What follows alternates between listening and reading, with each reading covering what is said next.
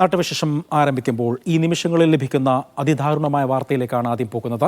തിരുവനന്തപുരത്ത് school bus കയറി ഇറങ്ങിയ 2ാം ക്ലാസ് വിദ്യാർത്ഥിനിക്ക് ദാരുണാന്ത്യം. മടവൂർ ഗവൺമെന്റ് LPസിലെ കൃഷ്ണേന്ദുവാണ് മരിച്ചത്. വീടിന് മുന്നിൽ കുട്ടിയെ ഇറക്കി ബസ് മുന്നോട്ട് എടുത്തപ്പോഴാണ് അപകടം സംഭവിച്ചത്.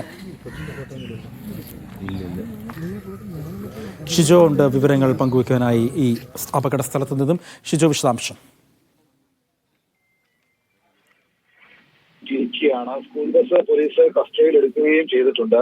ഇന്ന് വൈകിട്ട് 4:00 കൂടിയാണ് അതിദാരുണമായിട്ടുള്ള ഒരു അപകടം തിരുവനന്തപുരം കിളിമാനൂർ മടവൂരിന് സമീപം മാവിൻകുന്ന് മഹാദേവ ക്ഷേത്രത്തിന് സമീപത്തായിട്ട് ഉണ്ടായത്. സ്കൂൾ ബസ്സിൽ കയറി വീട്ടിലേക്ക് വന്ന കുട്ടി സ്കൂൾ ബസ്സിൽ നിന്നിറങ്ങി വീട്ടിലേക്ക് പോകാൻ തുടങ്ങുന്നതിന് തൊട്ട് മുൻപാണ് അപകടമുണ്ടായത്. സ്കൂൾ ബസ്സിൽ നിന്നിറങ്ങിയ 2ാം ക്ലാസ് വിദ്യാർത്ഥിനി 7 വയസ്സുള്ള കൃഷ്ണേന്ദുവാണ് സ്കൂൾ ബസിന്റെ അടിയിൽപ്പെട്ട് 2 ചക്രങ്ങളും തലയിലൂടെ കയറിയിറങ്ങി തൽക്ഷണം മരിച്ചത്.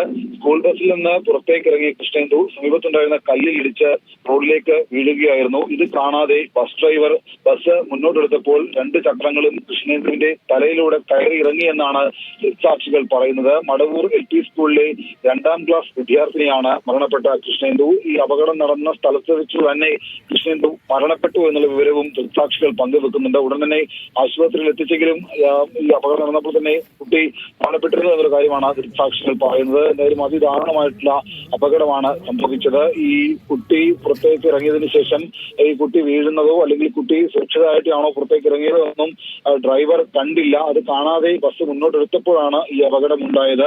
അതും വീടിന്റെ തൊട്ടടുത്ത് വെച്ച് തന്നെയാണ് ഈ അപകടം ഉണ്ടായത്. കൃഷ്ണേന്ദുവിന്റെ അമ്മയും അച്ഛനും പുറത്ത് ജോലിക്ക് പോയിരിക്കുകയായിരുന്നു. അപ്പോൾ സഹോദരന്റെ കൃഷ്ണേന്ദുവിന്റെ ബന്ധുവിന്റെ വീട്ടിൽ നിന്ന് ആളുകളാണ് ഈ കുട്ടിയെ സാധാരണഗതിയിൽ വിളിക്കാൻ വന്നിരുന്നത്. കൃഷ്ണേന്ദുവിന്റെ സഹോദരൻ 1ാം ക്ലാസ്സിൽ പഠിക്കുകയാണ്, കൃഷ്ണനുണ്ണി. എന്തായാലും കൃഷ്ണേന്ദു സ്കൂൾ ബസ്സിൽ നിന്ന് കൂട്ടുകാർക്കൊപ്പം വീട്ടിലേക്ക് പോകാനായിട്ട് വളരെ കുറച്ച് നിമിഷങ്ങൾ മാത്രമുള്ളപ്പോഴാണ് ഇത്തരത്തിൽ അതിദാരുണമായിട്ടുള്ള അപകടത്തിൽപ്പെട്ട് 2ാം ക്ലാസ് വിദ്യാർത്ഥിനിക്ക് ജീവൻ നഷ്ടപ്പെട്ടത്.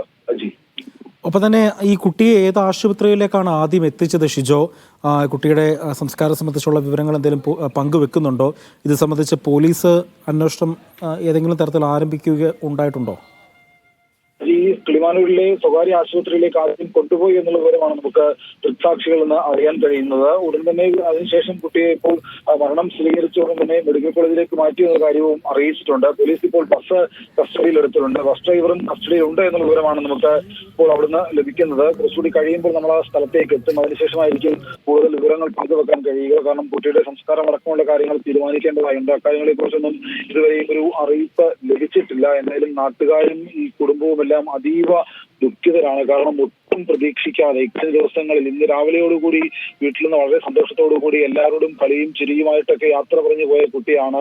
നമുക്ക് ആ ദൃശ്യങ്ങൾ തന്നെ കാണാം. ഒരു ഗ്രാമപ്രദേശമാണ്, വളരെ കുറച്ച് വീടുകൾ മാത്രം തൊട്ടടുത്തുള്ള സ്ഥലമാണ്. അപ്പോൾ അവിടെയുള്ള കുഞ്ഞു കൂട്ടുകാരുമായിട്ടും അവിടെയുള്ള നാട്ടുകാരുമായിട്ടും ഒക്കെ കളിച്ച് ചിരിച്ച് കാണുമ്പോൾ കൊച്ചു വർത്താനവും ഒരു ചിരിയും സമ്മാനിച്ച് രാവിലെ സ്കൂളിലേക്ക് പോയ കൃഷ്ണേന്ദുവിന്റെ ചേതനയറ്റ ശരീരമാണ് ഇന്നിപ്പോൾ വൈകിട്ട് 4:00 വീട്ടിനുള്ളിലേക്ക് കയറി ചെല്ലുന്നത്. കാരണം വീടിന്റെ തൊട്ട് മുമ്പിലാണ് ഈ അപകടം നടക്കുന്നത്.